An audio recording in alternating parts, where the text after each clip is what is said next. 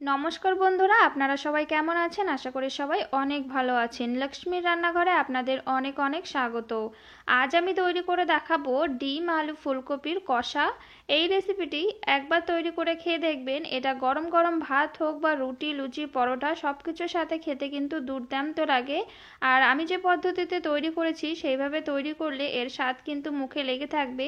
তাহলে চলুন দেখে নিই আমি এই রেসিপিটি কিভাবে তৈরি করছি। আমি এখানে যেহেতু অল্প পরিমাণে তৈরি করব, তার জন্য আমি এখানে আমার পরিমাণ মতো এখানে ফুলকপিটাকে কেটে নিয়েছি। এবার আমি এর মধ্যে দিয়ে দেব জল আর সামান্য পরিমাণে লবণ দিয়ে আমি ফুলকপিটাকে একদমই হালকা একটু সিদ্ধ করে নেব। আমি এখানে 4 থেকে 5 মিনিট একটু সিদ্ধ করে নিয়েছি। এবার আমি একটা কড়াইতে তেল গরম করে নিয়েছি আর আমি এখানে আগে থেকেই ডিম সিদ্ধ করে আর ডিমের গায়ে চেরা লাগিয়ে নিয়েছিলাম। এবার ওই ডিমগুলোকে দিয়ে দেব আর তার মধ্যে দিয়ে দেব এখানে হলুদ আর দিয়ে দেব লবণ। লবণ আর হলুদটা দিয়ে আমি ডিমটাকে একটু লাল লাল করে ভেজে নেব।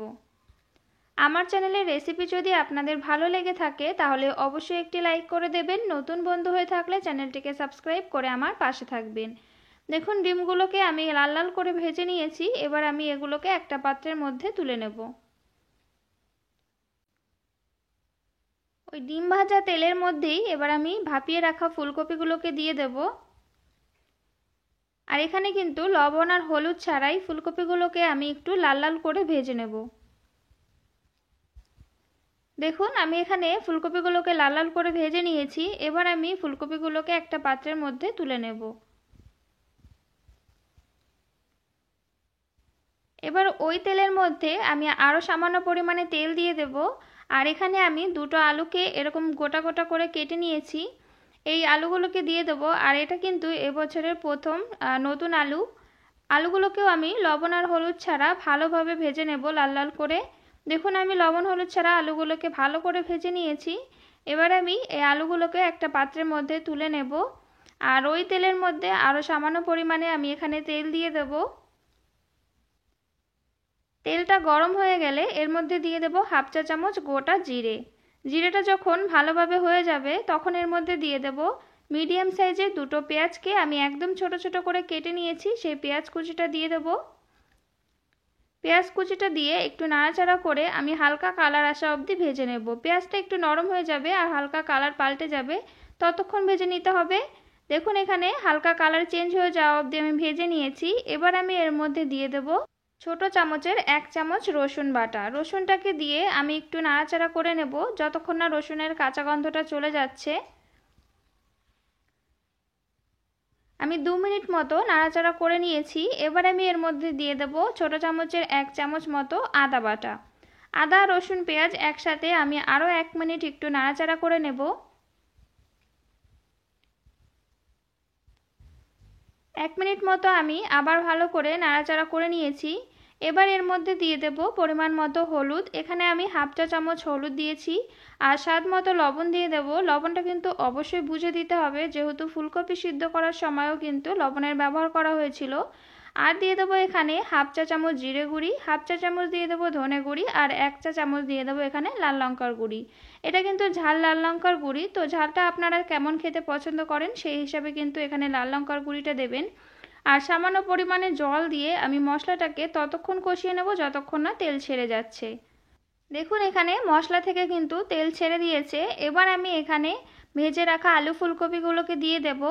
আর আলু ফুলকপিগুলোকে দিয়েও আমি 2 মিনিট একটু মশলার সাথে ভালো করে কষিয়ে নেব। বন্ধুরা এইভাবে একবার ফুলকপি আলু দিয়ে ডিমের রেসিপি তৈরি করে খেয়ে দেখবেন, এর স্বাদ কিন্তু ভুলতে পারবে না। এটা খেতে এতটা সুন্দর লাগে। আমি 2 মিনিট ভালোভাবে কষিয়ে নিয়েছি। এবার আমি এর মধ্যে পরিমাণ মতো জল দিয়ে দেব। এখানে কিন্তু আমি যেহেতু কষা কষা করে তৈরি করব, তার জন্য জলের পরিমাণটা অল্প ব্যবহার করেছি। আপনারা যদি ঝোল রাখতে চান তাহলে কিন্তু জলের পরিমাণটা বেশি দেবেন। একটুখানি ভালো করে নাড়াচাড়া করে নিলাম। আর এবার এর মধ্যে দিয়ে দেব ভেজে রাখা ডিমগুলো। ডিমগুলোকে দিয়ে ভালোভাবে আমি নাড়াচাড়া করে এখানে ঢাকা দিয়ে 7 থেকে 8 মিনিট মিডিয়াম টু লো আঁচে হতে দেব। 7 থেকে 8 মিনিট হয়ে গেছে। এটা দেখুন আমি ঢাকাটা তুলে নিয়েছি। আর এখানে কিন্তু অনেকটাই সব কিছু সিদ্ধ হয়ে গেছে। এবার আমি আরও 1 মিনিট একটু জাল করে নেব, যেহেতু আমি একদমই কষা কষা তৈরি করব। তো ঝোলটাকে আমি আরও একটু টানিয়ে নেব।